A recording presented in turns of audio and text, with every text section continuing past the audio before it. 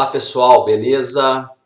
Hoje nós vamos falar do benefício de pensão por morte no âmbito do regime geral de previdência social, regime do INSS. Esse benefício que nós vamos ver é um benefício que tem uma história dentro dos sistemas de previdência social. Ele é garantido desde longa data, dos mais primórdios regimes de previdência e até hoje vem se comportando como uma das principais garantias estabelecidas no âmbito da Previdência Social brasileira. Beleza? Nesse início, a gente coloca para vocês todo um panorama normativo. Quais são hoje as regras que estipulam as garantias do direito à pensão por morte no âmbito do regime de previdência. Eu aponto para vocês aqui, desde lá da norma constitucional, que dá base à existência desse instituto, vem em todas as constituições se perpetuando para garantir um respaldo, sendo regulamentado, logicamente, por norma infralegal.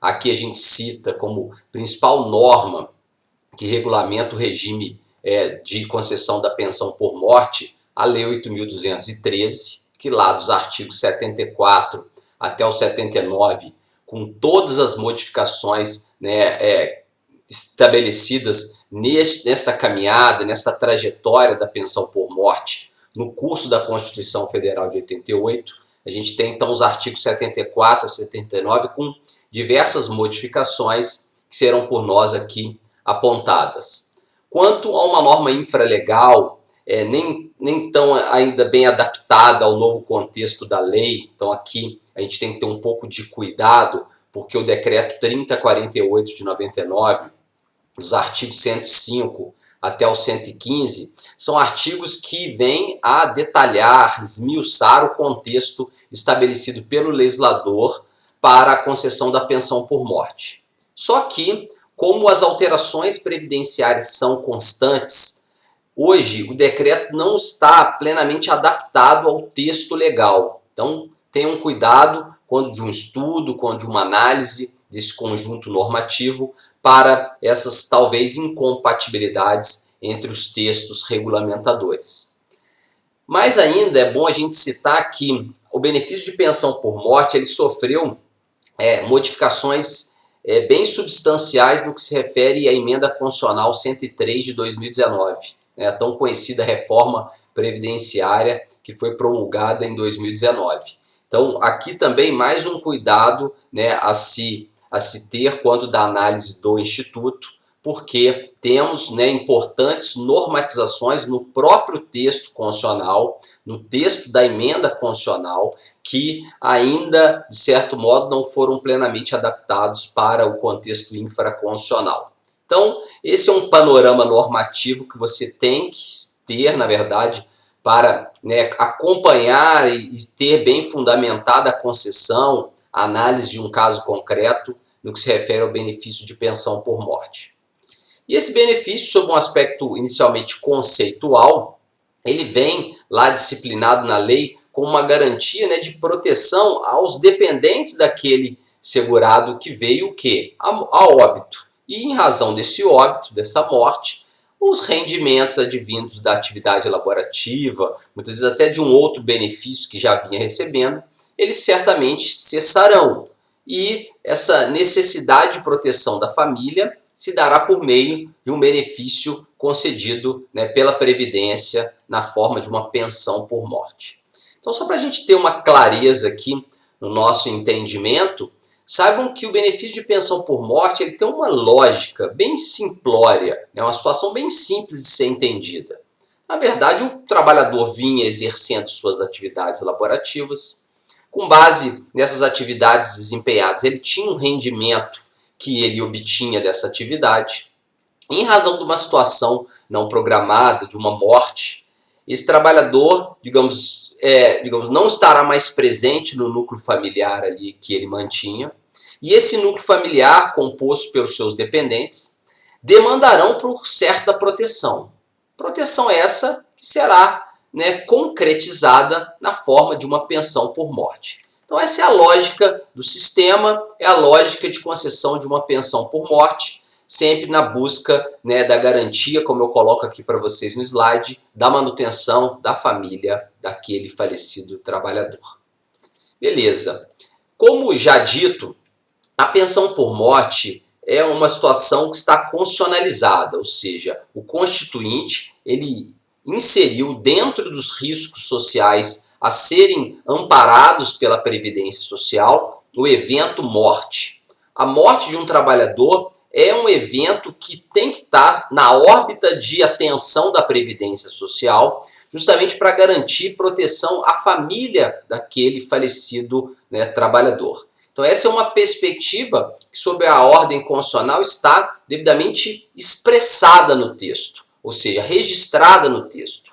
O texto constitucional estabelece essa busca pela garantia de meios básicos de manutenção para os dependentes de um trabalhador que veio a falecer.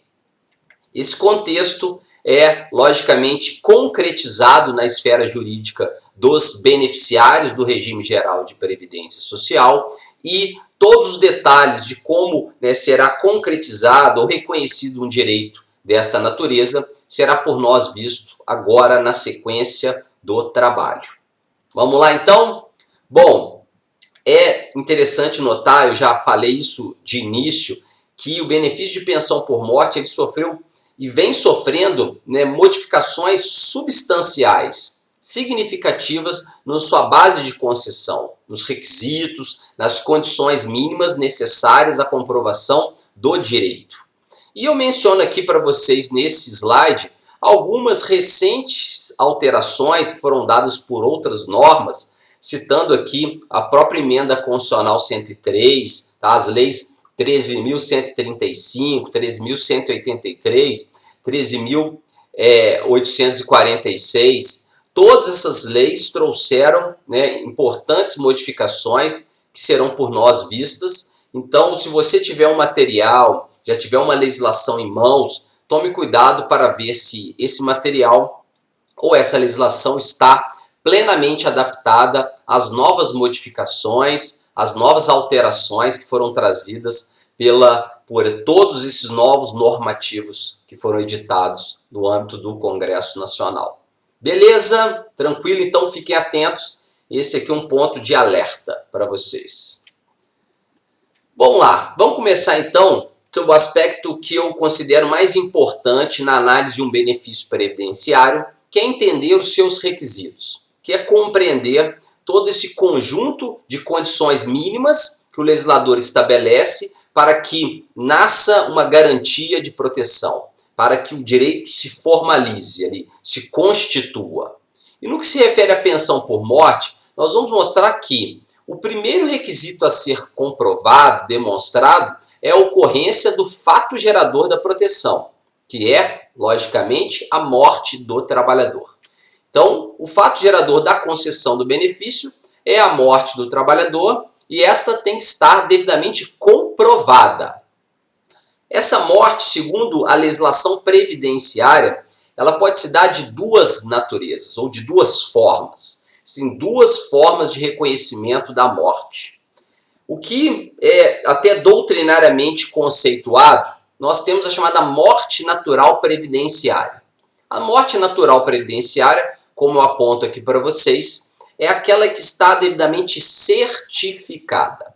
Ou seja, o segurado faleceu, seja qual for a origem, né, a causa da morte, ele veio a falecer. É uma morte por doença, uma morte por acidente, seja qual for a situação, essa morte será atestada por profissional, né, capacitado, né, credenciado, médico. Esse médico vai analisar e vai atestar o óbito. Conforme, né, a análise que ele vai fazer, ele vai atestar ali que ocorreu o óbito daquela pessoa natural, certo? Pessoa física.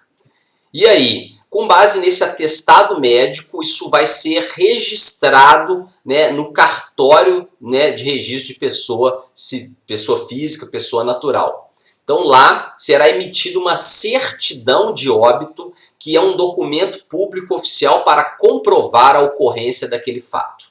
Então, diante dessa situação onde a morte está devidamente certificada, registrada, você tem ali o reconhecimento de uma morte natural previdenciária. Aquela morte que será, né, comprovada para fins de concessão do benefício de pensão por morte. Nada obstante, a lei também prevê a oportunidade de concessão da pensão por morte em razão da chamada morte presumida. A morte presumida é aquela morte que, ao contrário da natural, não está devidamente certificada. Não houve uma análise médica, não existe um atestado médico do óbito, não existe um registro em cartório daquele óbito. E aí? Bom, a lei fez uma bifurcação aqui, uma separação em torno da morte presumida. Ela estabeleceu a morte presumida em razão da ausência ou a morte presumida em razão de envolvimento do segurado em algum evento de natureza acidentária, né? Um acidente, um desastre ou até mesmo uma catástrofe. Então são dois caminhos a serem analisados que a gente vai aqui nos próximos slides detalhar para vocês. Vamos lá. Quando a gente fala em morte presumida por ausência, nós estamos falando de uma situação que o segurado ele desapareceu, né, do dia a dia, sem deixar qualquer vestígio. Então a pessoa saiu para trabalhar, ela não chegou no trabalho, né, no final do dia não voltou para casa, a família contacta a empresa fala, mas ele não veio trabalhar hoje, aquela situação incerta, né, imprecisa, indefinida, e aí como se resolver? Né? Não se tem ali informações do que aconteceu com aquele trabalhador. Os órgãos de segurança pública são acionados e nada se resolve em torno daquele caso. Esse sujeito morreu ou não? Tá? É uma situação que, nós vamos ver, poderá ser reconhecida como morte presumida, mas vai demandar uma situação mais larga, porque nesse ponto aqui, depois nós vamos poder detalhar isso, exige-se a necessidade de um reconhecimento judicial desta morte. Então vai, nesses casos de ausência, demandar, né, que seja reconhecido por um juiz a ocorrência daquele fato presumidamente, né, ocorrido. Então essa é uma situação que depois nós vamos ver, mas que é possível de gerar o que a gente chama de pensão por morte provisória em favor dos dependentes. Certo? Outra circunstância de morte presumida é quando o segurado ele está envolvido numa situação de acidente, desastre, uma catástrofe, onde não há aquele corpo para que o médico ateste o óbito, mas existem circunstâncias, informações totalmente, né, palpáveis de que aquele segurado estava envolvido naquela situação. Em razão disso, mesmo não tendo sido localizado o corpo, né, existe uma presunção de óbito que nesse caso aqui pode ser reconhecida mediante as provas que são apresentadas pela própria autarquia previdenciária, sem a necessidade, como dito na situação anterior, de uma decisão judicial que reconheça essa morte presumida. Então aqui nós temos duas situações que estão definidas na lei, mas que podem também vir a gerar o que, né, o próprio legislador estabelece como uma pensão por morte provisória. Provisória por quê? Porque, segundo a lei, o reaparecimento do segurado ele geraria justamente uma cessação da proteção, ficando, logicamente, como o próprio legislador reconheceu, desonerados os dependentes de devolver qualquer quantia recebida no curso daquela pensão provisória, salvo, né, o que se reconhece como comprovação de má-fé. Então esse é um panorama que está estabelecido para a morte presumida e para a comprovação desse fato gerador do benefício. Então, o primeiro requisito a ser demonstrado, a morte, pode se dar pela morte natural, mediante a apresentação de certidão de óbito, ou, né, a comprovação da ocorrência de uma morte presumida, seja por ausência, seja por envolvimento de segurado num acidente, num desastre ou numa catástrofe. Beleza? Bom, um segundo ponto é a comprovação da chamada qualidade de segurado. Então tem que comprovar que ao tempo do óbito, aquela pessoa tinha relação jurídica previdenciária com produção de efeitos. Ou seja, existia ali o liame previdenciário com, né, toda aquela situação devidamente, né, gerando, né, efeitos jurídicos para ambas as partes.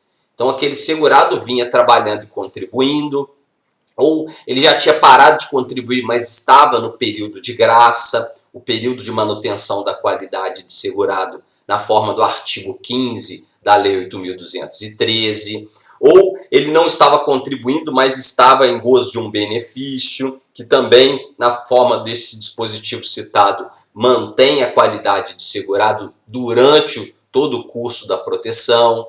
Então, várias são as circunstâncias que levam a essa comprovação. Comprovação como segundo requisito da manutenção da qualidade de segurado ao tempo do fato gerador do benefício.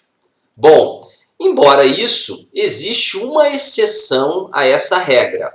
Olha, existe possibilidade de se conceder pensão por morte àquele que não tinha mais qualidade de segurado ao tempo do fato gerador, ou seja, ao tempo daquela morte? Excepcionalmente, sim, e essa exceção está disciplinada no parágrafo 2º do artigo 102 da Lei 8.213.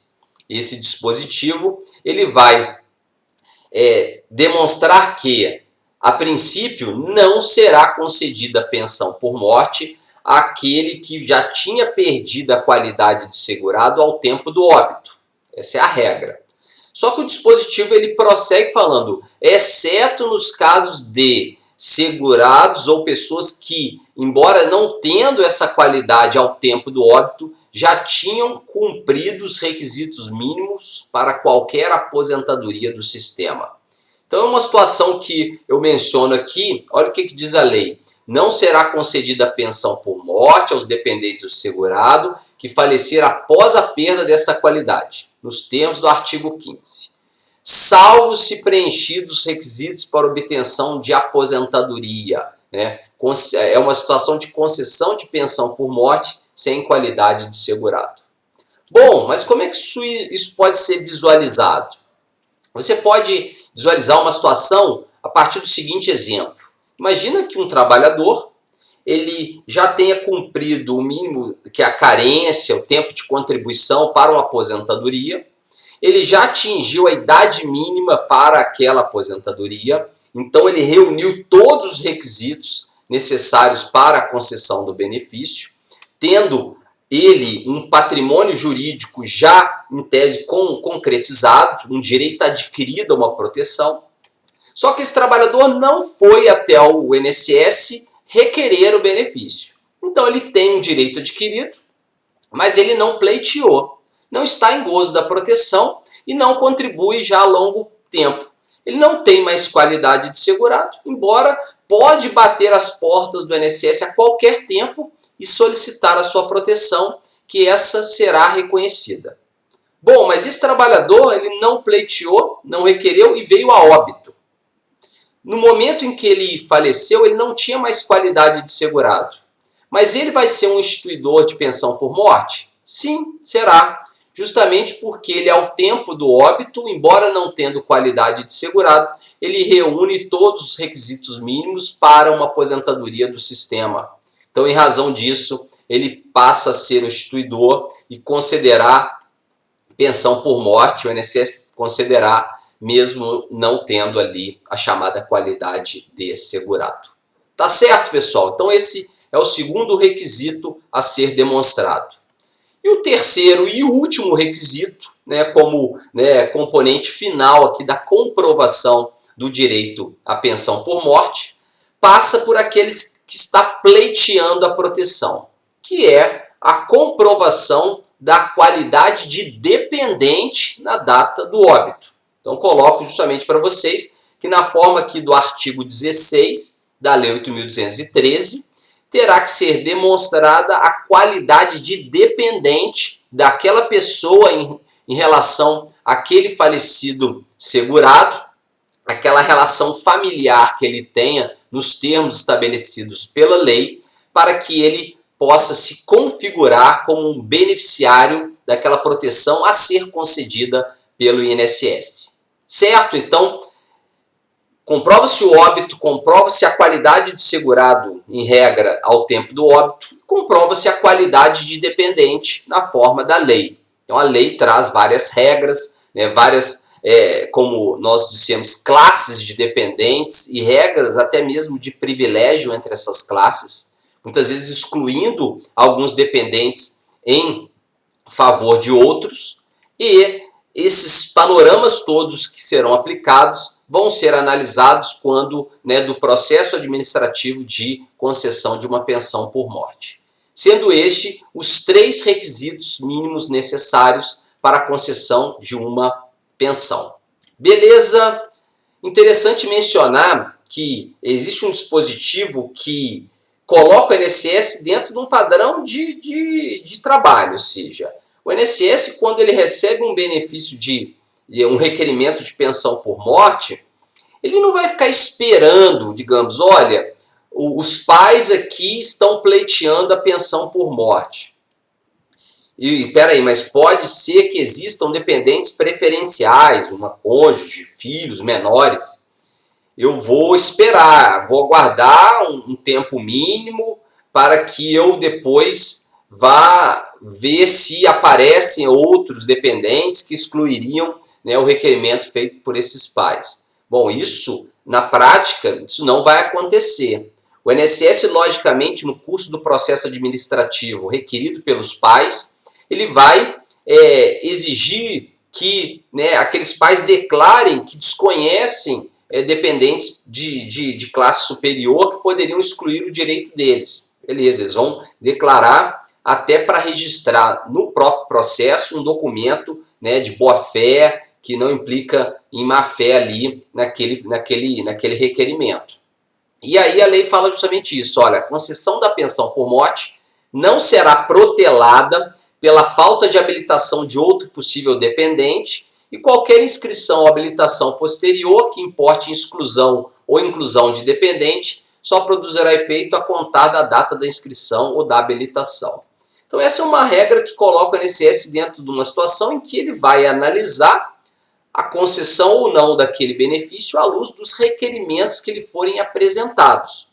Logicamente, sendo que pode ocorrer de um requerimento levar à exclusão de uma anterior concessão. Isso pode acontecer. Por exemplo, os pais, eles pleiteiam aquela pensão por morte, comprovam dependência econômica em razão do falecido filho, mas depois de um ano vem um reconhecimento digamos, de filiação pós-mortem, né? Entra uma mulher, entra pedindo reconhecimento da filiação daquele filho em razão daquele falecido pai. É feito um DNA, né, com base na situação e realmente era filho dele. A habilitação desse filho, né, ele exclui o direito dos pais. Essa é uma situação que vai ser analisada no caso concreto, determinando a exclusão, ou se for uma situação de possível acumulação, né, uma mulher dele que pleiteou, e vem um filho, a situação passa a ser rateada, dividida ali, conforme estabelece a lei. Beleza? Então é uma situação que está registrada e merece aqui nosso estudo. Bom, aqui entra um ponto que o legislador, nos últimos tempos, naquelas legislações que eu apontei ali, Lei 8.135, Lei 13.135, perdão, 13.846, o legislador, ele entendeu por bem colocar expresso no texto da lei quase como o que a gente poderia chamar de exclusão por indignidade, né? Lá no direito civil, quando, né, da herança, da situação hereditária, existe uma situação de exclusão por indignidade, né, quando aquele herdeiro ele atenta quanto à vida daquele instituidor do patrimônio. Aqui a situação está sendo igualmente idealizada, justamente para não privilegiar a concessão de uma pensão em favor de um dependente que foi justamente o causador da morte do trabalhador. Então veio a lei e fala, olha, será excluído definitivamente da condição de dependente quem tiver sido condenado criminalmente por sentença com trânsito em julgado. Então vejam bem, precisa que toda aquela culpabilidade seja reconhecida em sentença transitada em julgado. como autor, coautor, partícipe de homicídio doloso ou tentativa desse crime. Então vejam bem, até mesmo a tentativa desse crime. Essa é uma situação nova que vai ter que ser até averiguada como será interpretada. Eu acredito que aqui tem um ambiente de interpretação um pouco largo. Imagina se um filho, ele numa situação de jovialidade, ele atenta quanto à vida do seu pai, digamos um filho às vezes inválido, não digamos absolutamente incapaz, mas inválido. Acontece uma situação e 40 anos depois esse pai vem a falecer. Então a situação, a vida seguiu, esse pai perdoou o filho por aquele ato que ele lá atrás tentou. Muito tempo depois esse pai vem a falecer e esse filho inválido reside com ele. Será que seria uma causa de exclusão do direito à pensão por morte desse filho por um ato que lá atrás foi, em tese, tentado? É uma situação que ainda teremos que ver como isso vai ser interpretado à luz do caso concreto, muitas vezes até por uma intervenção do Poder Judiciário nessas causas. Então, a questão do homicídio, né, que a gente fala que foi concluído, né, foi consumado, aí não teria grandes dúvidas. A questão, o tentado, que foi uma inovação trazida pelo legislador. Mas a lei diz assim, então, participar como autor, coautor, partícipe de crime consumado ou tentado, cometido contra a pessoa do segurado, ressalvados absolutamente incapazes ou inimputáveis. Então, aqueles que não podem responder pelos seus atos, certamente não seriam punidos com a perda do direito à pensão por morte. Agora, aqui entra uma novidade também que a lei trouxe, que é justamente não aguardar, porque todos nós sabemos, muitas vezes, da demora do curso de um processo penal, então até o trânsito em julgado de uma decisão condenatória, isso leva muito tempo.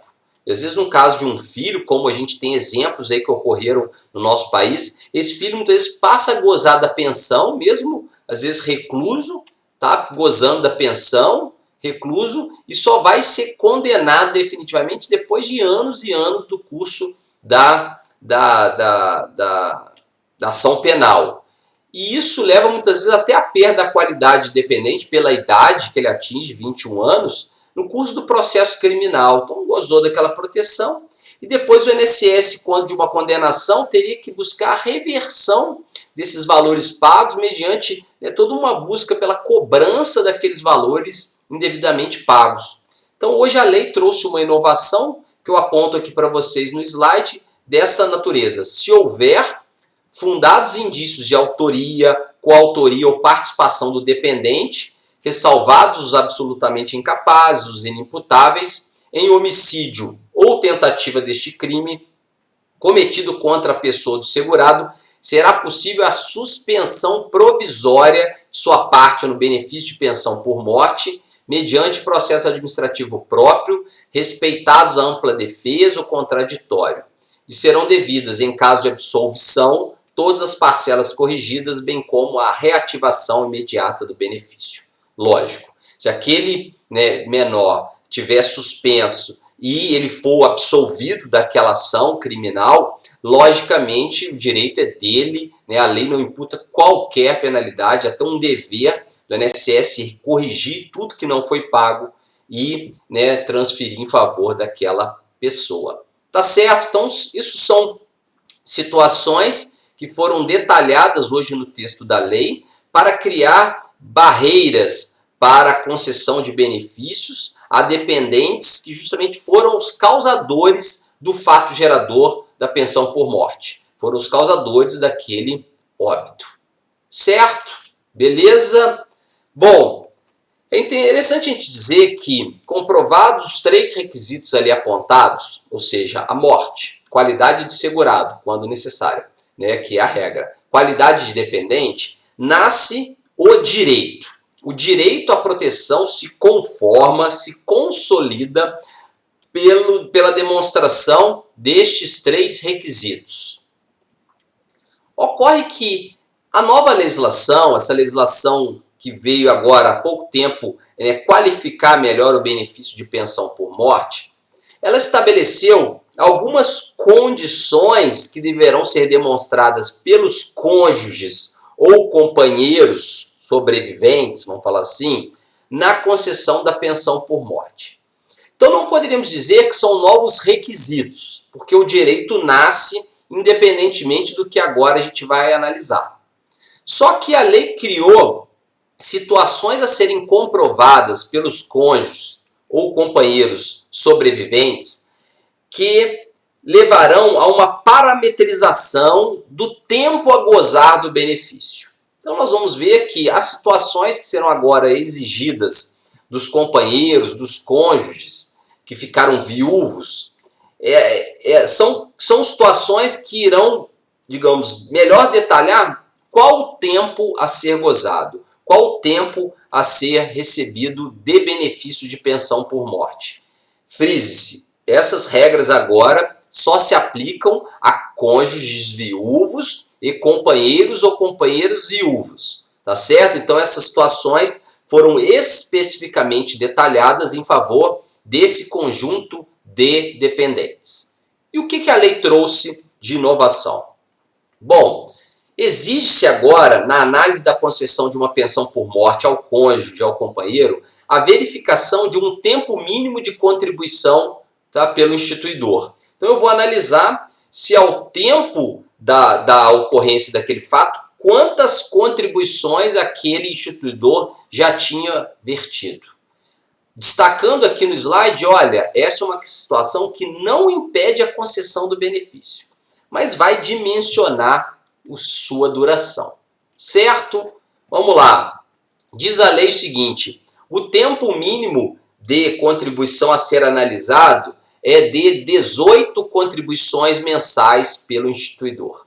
Então, quando no requerimento, por exemplo, de uma viúva, de um viúvo, o INSS vai analisar, olha, ao tempo do óbito, este instituidor já tinha mais de 18 contribuições? Vai ser uma situação a ser analisada.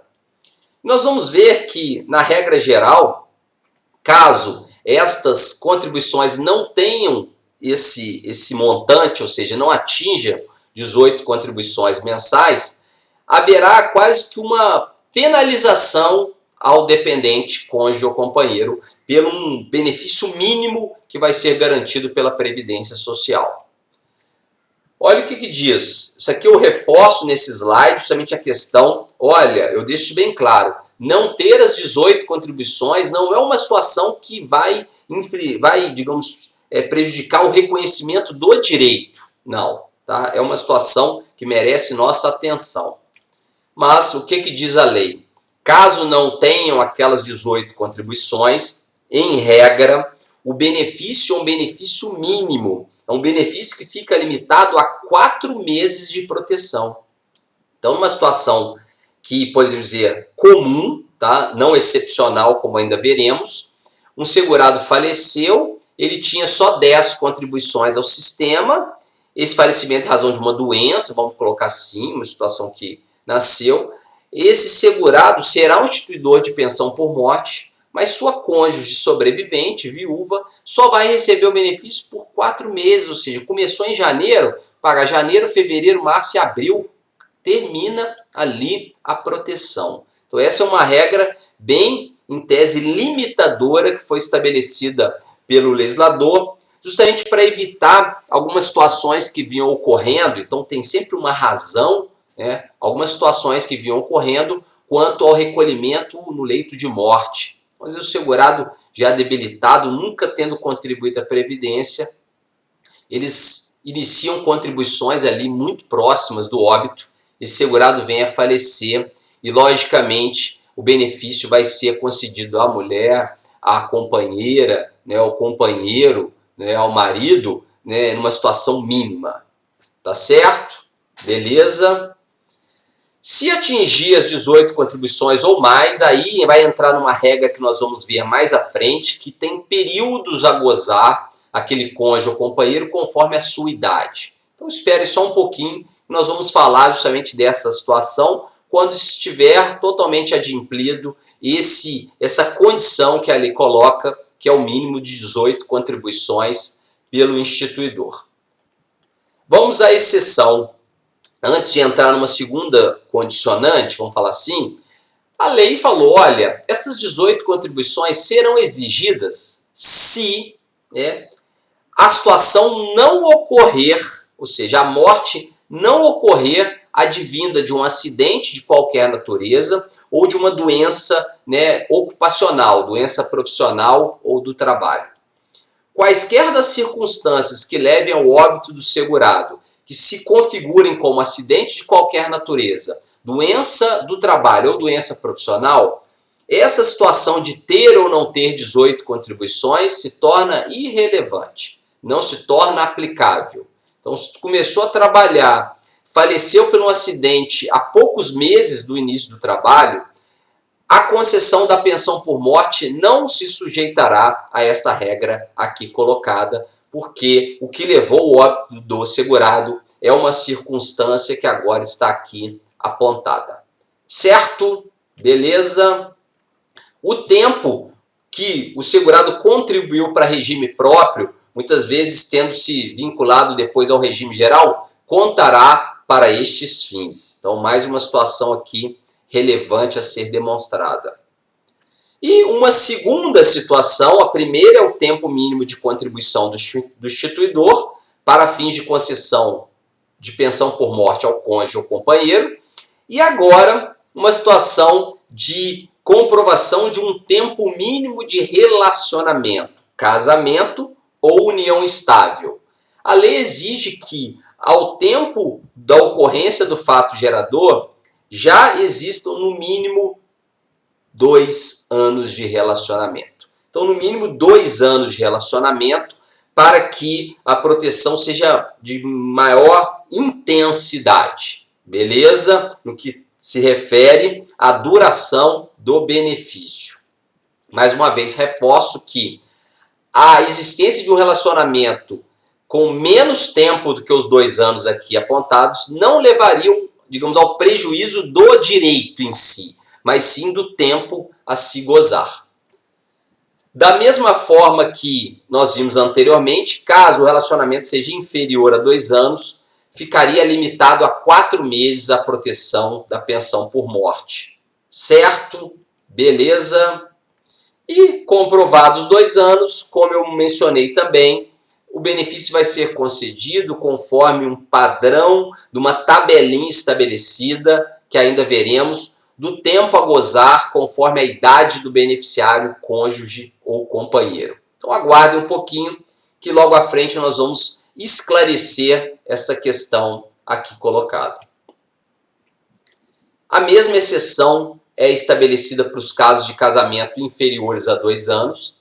Se o óbito ocorrer de acidente de qualquer natureza, doença profissional, doença do trabalho, também não teríamos qualquer prejuízo à concessão com aquela limitação dos 4 meses. Nós vamos nos transportar para a regra de uma tabelinha, que, como eu disse agora no slide anterior, será ainda demonstrada a vocês. Certo? Beleza? Vamos lá, dando sequência ao benefício de pensão por morte. Outra regra balizadora, ou seja, que cria uma barreira para a concessão da pensão por morte, é quando se reconhece que o vínculo matrimonial foi constituído com fins fraudulentos ou fins exclusivamente previdenciários. A situação da simulação de união estável ou casamento para fins previdenciários, hoje ela foi legalizada de maneira que criou-se uma ferramenta para o INSS operacionalizar a exclusão do direito a dependentes que pleitearam pensão por morte na qualidade de cônjuge ou companheiro. Diz a lei o seguinte, que perde o direito à pensão por morte o cônjuge, companheiro ou companheira, se comprovada a qualquer tempo, vejam bem, simulação, fraude no casamento ou na união estável, ou a mera formalização destes com o fim exclusivo de constituir benefício previdenciário, apurados, vejam bem, em processo judicial, no qual será assegurado o direito ao contraditório e à ampla defesa. Então o INSS, havendo indícios de que aquela união estável foi constituída de forma fraudulenta, simulada, olha, vamos fazer esse casamento aqui só para você ter essa pensão, isso nunca existiu. Se o INSS tiver elementos para buscar excluir o direito dessa pessoa que chegou lá perante o INSS, apresentou a certidão de casamento bonitinha, tudo certinho, mas aquele ato foi, em tese, simulado, ou seja, ele se concretizou, mas à luz de uma situação inexistente. Bom, por meio de uma ação judicial, então aqui criou-se uma prerrogativa de acionamento judicial do beneficiário pelo INSS para que haja uma comprovação com toda a possibilidade de defesa daquele segurado da ausência, ou seja, da perda de um direito à proteção. Então essa é uma situação que foi há pouco tempo constituída na lei e vem pontualmente sendo aplicada pelo INSS em situações bem incríveis, onde a simulação, a fraude ou a mera formalização com fins únicos para a concessão de pensão por morte estão ali devidamente comprovados. Beleza? Bom, uma situação aqui que a gente vai mostrar que a pensão que foi agora, para muitos casos, considerada como temporária para o cônjuge ou companheiro, ela vai ter um tratamento diferenciado quando esse cônjuge ou companheiro se conformar como um inválido. Então, o cônjuge ou companheiro inválido ele vai ter um tratamento diferenciado pela lei, não se limitando àqueles prazos estabelecidos, até mesmo aquele de 4 meses, tá, que eu mencionei já a vocês. Então, uma situação que a pensão se tornaria temporária, em razão da constatação daquele cônjuge ou companheiro ser inválido, ela será de natureza, digamos, não vou falar nem permanente, ela será mantida, a pensão, enquanto presentes aquelas condições de invalidez. Então, o que eu coloco para vocês do lado? Olha, receberá o benefício enquanto estiver na condição de inválido e também poderíamos até incluir uma aplicação analógica do deficiente. Tá? Então, uma situação que pode ser construída, tá? À luz do que a lei veio a tutelar.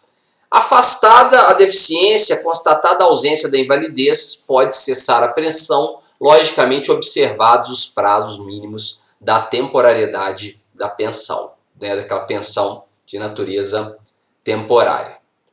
Beleza, vejam que o legislador criou muitas situações inovadoras.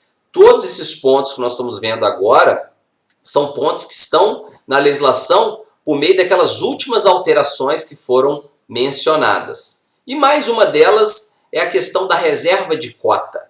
O INSS hoje ele tem e pode também registrar uma situação de divisão de pensão com um resguardo da cota.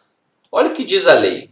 Vejam no slide aqui comigo. Olha, ajuizada uma ação judicial, por exemplo, para reconhecer a condição de dependente, uma investigatória de paternidade, uma comprovação pós-mortem de união estável, este poderá requerer a sua habilitação provisória no benefício de pensão por morte, exclusivamente para fins de rateio dos valores com os outros dependentes, vedado o pagamento da respectiva cota até o trânsito em julgado da respectiva ação, ressalvada a existência de decisão judicial em contrário. Então, por exemplo, os filhos pleitearam, filhos de um relacionamento que já não existia ao tempo do óbito, então o segurado foi casado, às vezes era viúvo e tem filhos menores, só que ele constituiu uma união estável e ao tempo do óbito ele estava, em tese, ali mantendo aquela relação. Essa união estável pode ser reconhecida na via judicial pelo INSS plenamente, tá? Não há empecilhos. Só que digamos que a pessoa entrou com uma ação judicial para reconhecimento dessa união estável, uma ação declaratória. Só que aqueles filhos já pleitearam a pensão e já vão começar a receber. Essa companheira viúva pode pleitear a reserva de cota dela? Sim. Olha, eu estou comprovando aqui judicialmente a existência de uma união estável. Ou uma situação inversa, ter uma companheira e ter uma investigatória de paternidade. aquele filho pleitear uma reserva de cota, tudo isso é possível à luz do que agora estabelece a legislação. Olha o que diz mais, nas ações do que o INSS for parte, então o INSS que está sendo demandado, este poderá proceder de ofício à habilitação excepcional da referida pensão, apenas para rateio, descontando-se os valores referentes a esta habilitação das demais cotas, certo? Vedado o pagamento da respectiva cota até o trânsito em julgado da respectiva ação, ressalvada a existência de decisão judicial em contrário.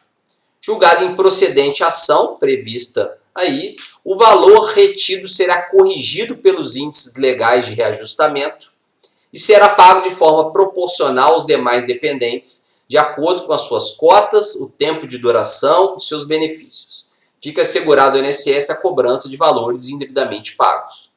Então vejam que essas são regras que foram inseridas na lei para melhor resguardar o erário previdenciário, evitando pagamentos indevidos, para que depois o INSS tenha todo um trabalho que não está vedado, como aqui por fim a gente menciona, mas um trabalho de cobrança, muitas vezes situações em que dificilmente ele consegue reaver aqueles valores por meio, né, de mesmo ações de coerção ali do patrimônio do devedor. Certo? Beleza? Outra situação inovadora, justamente a correlação entre a pensão por morte e uma pensão alimentícia temporária. Digamos que uma ex-mulher, uma ex-companheira, esteja gozando de uma pensão alimentícia que foi estabelecida, mas com um aspecto, né, cronológico, temporário. Olha, ela vai ter, você vai pagar pensão alimentícia pelos próximos 2 anos. Só que esse segurado, no curso do pagamento dessa pensão alimentícia, ele vem a óbito, vem a falecer. E aí, o que diz a lei hoje? Pagamento de pensão alimentícia. Na hipótese de o segurado falecido estar, na data de seu falecimento, obrigado por determinação judicial a pagar alimentos temporários. Vejam bem, a ex-mulher, ex-companheira, ex-companheiro. O que vai acontecer? A pensão por morte será devida pelo prazo remanescente na data do óbito, caso não incida outra hipótese antecipada de cessação do benefício. Te dar um exemplo aqui. Digamos que uma ex-mulher está gozando de um benefício de pensão, na verdade, de uma proteção, melhor dizendo, de pensão alimentícia paga em vida pelo seu ex-marido. Só que a justiça concedeu uma pensão alimentícia de 5 anos. Durante os próximos 5 anos vai pagar X para ela. Beleza. 1 ano depois do início do pagamento dessa pensão, esse ex-marido vem a falecer. E pelas regras ali estabelecidas, essa mulher teria o direito, comprovando a dependência econômica pela pensão alimentícia, de receber um benefício vitalício, por exemplo. Ela tinha mais de 44 anos, existe toda uma situação que ela seria para o resto da vida protegida. O que estabelece a lei?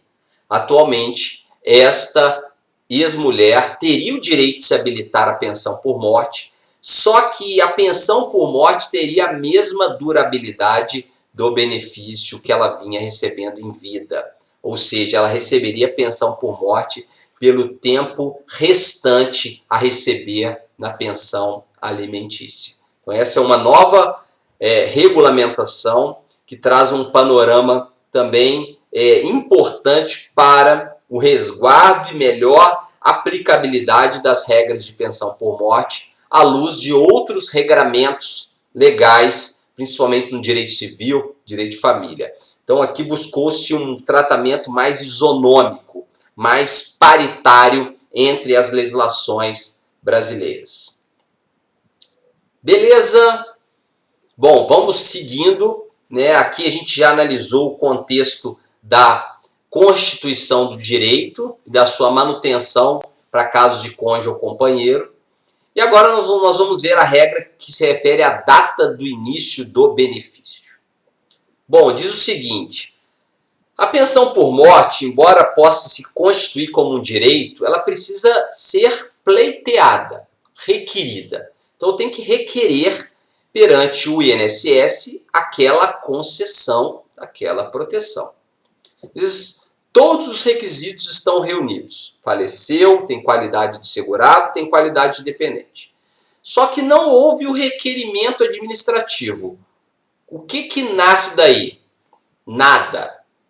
Se não requerer, não tem o INSS ali um reconhecimento daquele direito e a concessão daquela proteção.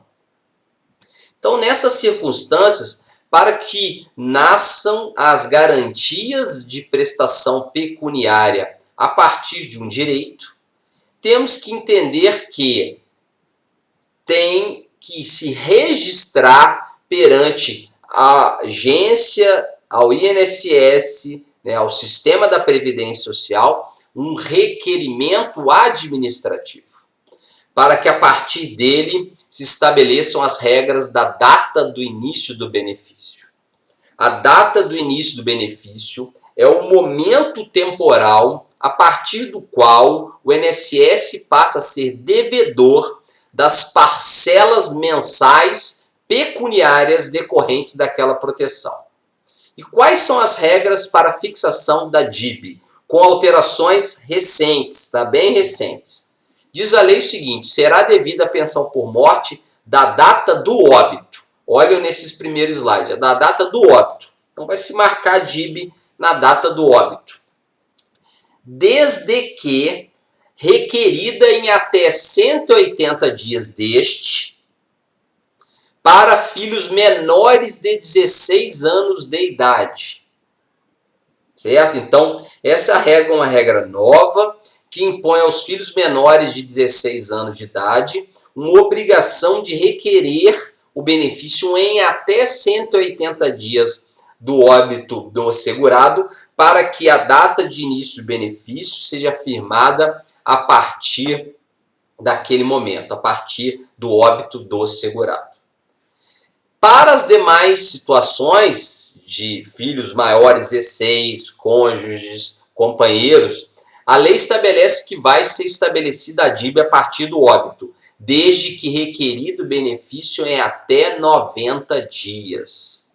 Então, esses são os prazos que a lei deu para que haja o requerimento do benefício e a DIB seja estabelecida na data do óbito. Quaisquer dessas circunstâncias, quando não atendidos os requisitos ou aquele prazo estabelecido, a data de início do benefício vai ser firmada no requerimento administrativo. Então, eu vou pagar do requerimento para frente. Não haverá efeitos pretéritos para a concessão de benefício, o pagamento desse benefício, quando o requerimento administrativo for firmado posteriormente àqueles prazos ali estabelecidos. Certo? Então, essa é uma questão que merece atenção para que o direito seja plenamente, na maior dimensão, gozado, usufruído. Nos casos de ausência, então aqui é interessante, nos casos de ausência, entendam que eu falei lá no início que eu detalharia melhor aquela questão da morte presumida por ausência. Nos casos de morte presumida por ausência, a lei exige que haja o reconhecimento da morte presumida por decisão judicial, que deve ser proferida somente após 6 meses do desaparecimento. Então, somente a partir de consolidado 6 meses do desaparecimento, nasce a possibilidade de se pleitear perante a justiça o reconhecimento da morte presumida por ausência. E a data do início do benefício vai ser firmada a partir da data da decisão judicial que reconhece aquela morte presumida. Então, antes disso, não há cobertura previdenciária para aqueles dependentes. Interessante mencionar que, nos casos aqui, que eu menciono, de morte presumida por ausência, existe esse prazo mínimo de espera, digamos assim. Existe uma espera de, no mínimo, 6 meses para se firmar e se consolidar realmente uma situação de desaparecimento, sem indícios, sem vestígios, né, não se identificando ali a ocorrência de uma morte natural. Então, a decisão judicial deve ser proferida após 6 meses desta ausência. Interessante a gente mencionar, e como eu já falei, nos casos de acidente, desastre ou catástrofe, o reconhecimento da morte presumida não se sujeita àquele prazo e também à necessidade de uma decisão judicial. O próprio INSS pode reconhecer, como já reconheceu em muitos desastres e algumas catástrofes recentes que ocorreram aqui no nosso país. O próprio INSS reconheceu a ocorrência da morte presumida e aí a concessão do benefício se sujeitaria àqueles prazos que nós vimos de 180 ou 90 dias. Tá claro? Beleza? Renda mensal da pensão por morte, temos que entender que existe uma mudança que foi substancialmente firmada pela emenda constitucional número 103 de 2019, no que se refere ao cálculo, embora exista uma situação bem parelha, tá? A redação, em tese, ela permanece, de certo modo, próxima, mas ocorreram significativas alterações no que tange a parametrização do valor da pensão por morte. Vamos dar os dois panoramas para que você entenda o antes e o depois da pensão. Regra antiga. Olha o que trazia a regra antiga. O valor da pensão por morte será de 100% do valor da aposentadoria a que o segurado recebia. Então, vai receber 100% da aposentadoria, ou daquela que teria direito se tivesse aposentado por invalidez na data do óbito. Então, assim, se buscava o valor da pensão. O segurado falecido está aposentado? Vou pagar 100% dessa aposentadoria. Ah, não estava aposentado, estava contribuindo sem aposentadoria. Eu vou calcular o valor de uma aposentadoria por invalidez na data do óbito. E eu calculava como? Na regra antiga, fazia todo um cálculo, né, do salário de benefício, e esse salário de benefício tinha 100% da renda mensal para aposentadoria por invalidez. Achava esse valor, 100% era pago aos dependentes. Beleza? O que traz a regra nova? A regra nova é o seguinte: não é mais 100% em regra. Regra não é mais 100%. A regra nova diz o seguinte: a pensão por morte será equivalente a uma cota familiar de 50% do valor da aposentadoria recebida pelo segurado. Então já não é mais 100%, é 50% na cota familiar, da aposentadoria que ele recebia ou daquela que teria direito caso fosse aposentado por incapacidade permanente, acrescida de uma cota de 10% por dependente, limitada a 100%. Então vejam bem, olha que situação curiosa. O segurado está aposentado, eu vou pagar 50% dessa aposentadoria mais 10% a cada dependente. Então tem 2 dependentes, pagar, por exemplo, 70% do valor daquela aposentadoria. Só que, caso o segurado não esteja aposentado, eu vou ter que calcular o valor de uma suposta aposentadoria por incapacidade permanente que ele teria ao tempo do óbito. E aí entram as novas regras de apuração da aposentadoria por incapacidade permanente, que vai ser calculado o salário de benefício com base na média de 100% dos salários de contribuição. E eu vou aplicar aquela regra de 60% mais 2% a cada ano que supere 20 anos de tempo de contribuição do homem ou 15 da mulher. Para aí sim achar a suposta aposentadoria por incapacidade permanente e aplicar esses percentuais aqui demonstrados, 50 mais 10 por dependente. Vejam o quão complexa se tornou a regra de apuração de uma pensão por morte quando um segurado ele não está aposentado no momento do seu falecimento. Questão que merece toda uma atenção especial daqueles que operarão ou operam o direito previdenciário no que se refere à pensão por morte.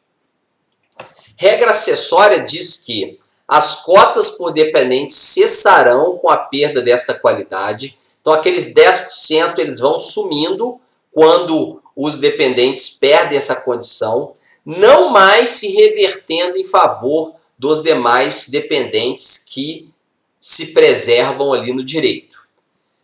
Preservando o valor de 100% quando houver no mínimo a manutenção de 5 dependentes. Ou seja, o segurado deixou 10 dependentes. Aquela pensão foi limitada a 100%. Alguns dependentes vão perdendo essa condição. Enquanto existirem 5, logicamente, a situação se preserva em 100% daquele valor das cotas de pensão. Só, em tese, cessando e diminuindo abaixo de 100% quando começarem a não mais existir 5 dependentes habilitados no gozo daquela proteção.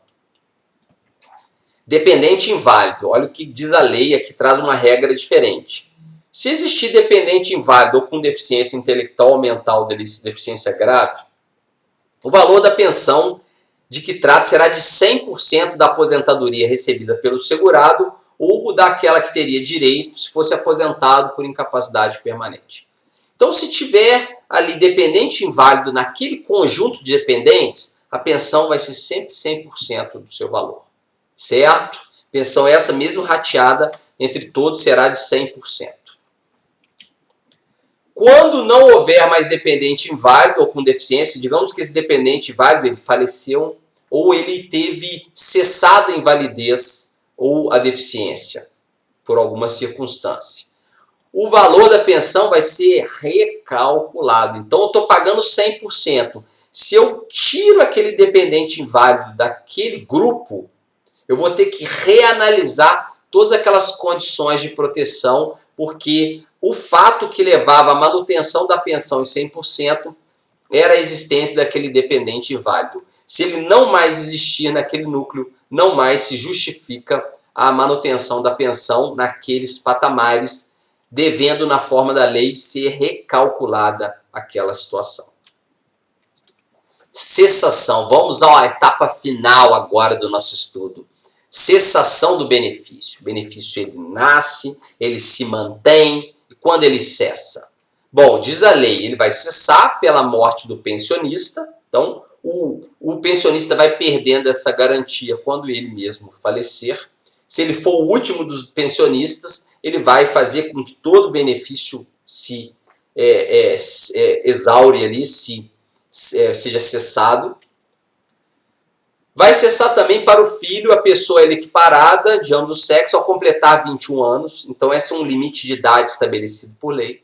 Salvo se inválido ou deficiente. Então, essa é uma situação que é vista lá pelas regras do artigo 16. Interessante dizer que o filho deficiente que exerce atividade remunerada, inclusive na condição de microempreendedor individual, ele não tem prejuízo ao recebimento da sua proteção. Então a legislação hoje ela permite a manutenção da cota de pensão de um filho deficiente, mesmo tendo ele ingressado no mercado de trabalho nessas condições. Então você tem lá um filho com deficiência grave, mas ele conseguiu se inserir no mercado de trabalho, não vai existir prejuízo à manutenção da quota-parte de pensão por morte nesta circunstância.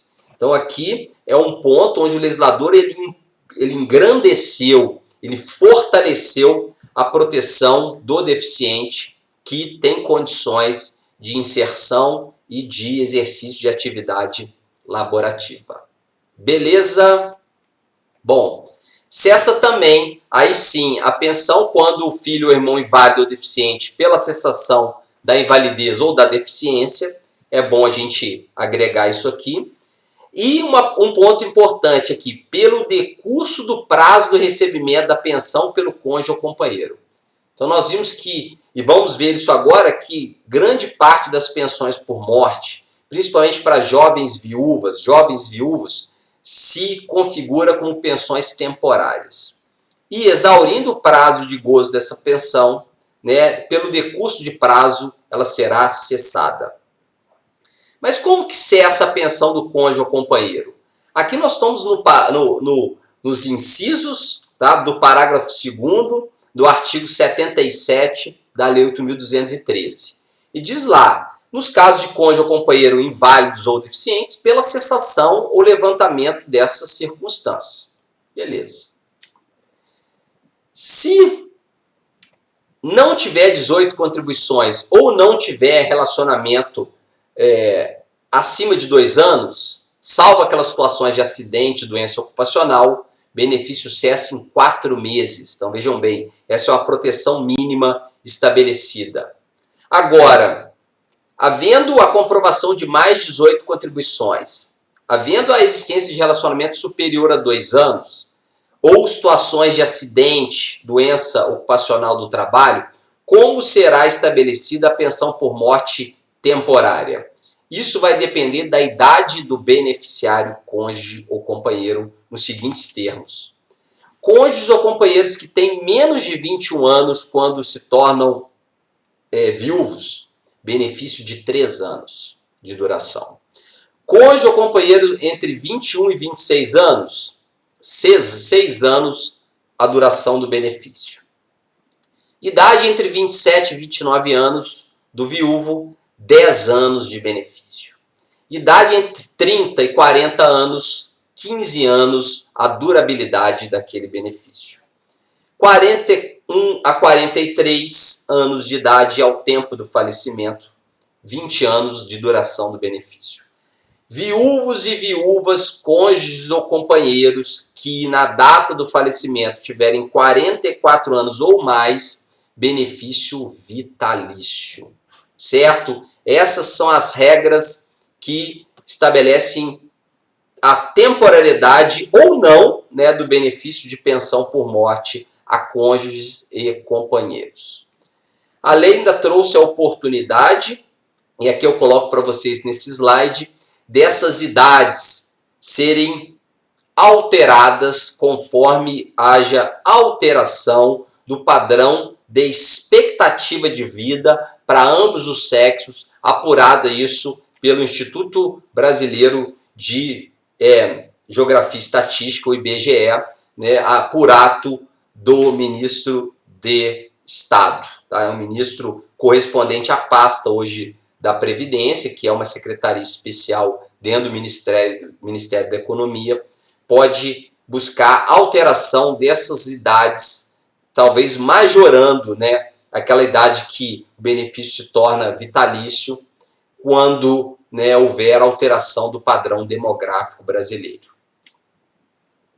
Bom, quanto à acumulação de pensão, esse é um ponto importante que foi trazido pela Constituição Federal, agora na reforma de 2019. Então é interessante a gente aqui mencionar, porque mantiveram algumas situações de oportunidade de acumulação, mantiveram algumas vedações à acumulação de pensão e alteraram-se também, muitas vezes, padrões econômicos no que se refere ao pagamento do benefício. Então, várias alterações foram perpetuadas pela Emenda Constitucional número 103 e a gente, de algum modo, aqui vai expor para vocês estas situações. Olha uma situação que foi mantida. Olha, manteve-se a seguinte situação. É vedada a acumulação de mais de uma pensão por morte deixada por cônjuge ou companheiro no âmbito do mesmo regime de previdência social. Então, não pode receber mais de uma pensão de cônjuge ou companheiro, por exemplo, dentro do regime do INSS. Em regimes próprios, aí é uma circunstância que não aqui se atém ao nosso padrão de trabalho, nesse vídeo, que a gente está estudando a pensão do regime do INSS, mas em situações de regime próprio, onde houver possibilidade de acumulação de cargos, haveria a possibilidade de acumulação destes benefícios. Essa é uma situação fora regime geral. Olha o que traz a lei. Eu vou oportunizar a acumulação. Então, eu vou deixar registrada a oportunidade de acumulação de pensão por morte deixada por cônjuge ou companheiro de um regime de previdência, com pensão por morte concedida por outro regime. Então, aqui é uma acumulação de regimes distintos, tá? Pensão por morte, uma do INSS, outra do regime da União, do regime militar, né, estadual ou federal, tanto faz, são situações possíveis. Beleza? Depois nós vamos entrar no aspecto econômico destas situações aqui. É possível receber pensão por morte de cônjuge ou companheiro com a própria aposentadoria. Então eu tenho uma aposentadoria e vou receber minha pensão de mesmo regime ou de outros regimes, sem problema, certo?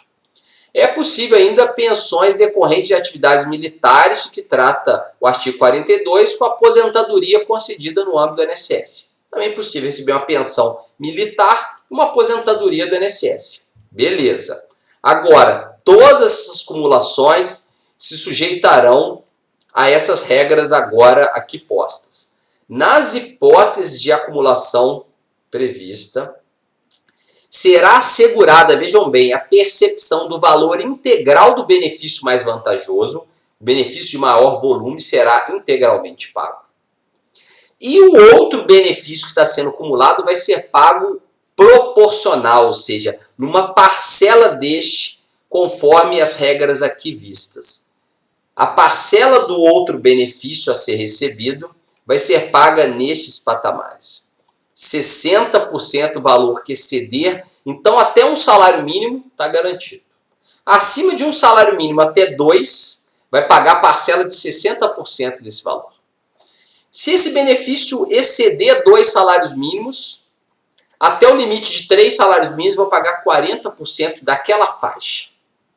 Se esse benefício, na sua perspectiva global, supera 3, até o limite de 4, eu vou pagar 20% daquela faixa. E se ele exceder a 4 salários mínimos, vou pagar 10% daquela faixa. Então isso aqui é muito impactante, lógico, para aqueles que teriam acumulações de benefícios, muitas vezes de regimes que têm benefícios mais poupudos, mais volumosos. Mas para um benefício, por exemplo, teto do INSS, a ser acumulado com outro também mais vantajoso, seria uma situação impactante, que levaria a uma restrição do valor econômico a ser gozado pelo dependente. Então, no que se refere à acumulação de benefícios, hoje a reforma constitucional de 2019 foi impactante. Ela atingiu não só o regime do INSS, mas todos os regimes próprios, né, principalmente do âmbito da União, que foi o direcionamento ali dado, certo? Ficando, logicamente, as regras dos regimes de Estado e município ainda uma PEC paralela que tramita ainda no Congresso Nacional. Algumas situações, lógico, estão sendo, no âmbito de cada um dos entes federativos, regulamentada, só que essa é uma regra que também impacta, de certa maneira, o regime de previdência do INSS. Então, em razão disso, foi por nós aqui mencionado. Beleza, pessoal? Certo? Bom, então com base nessas informações, a gente conclui aqui o estudo da pensão por morte. Como de costume, deixo aqui nossa referência do Guia Previdenciário como um ambiente, né, que busca prosperar e dar divulgação a todo esse importante ramo do direito. Beleza? Bom, grande abraço a vocês. Tchau, tchau.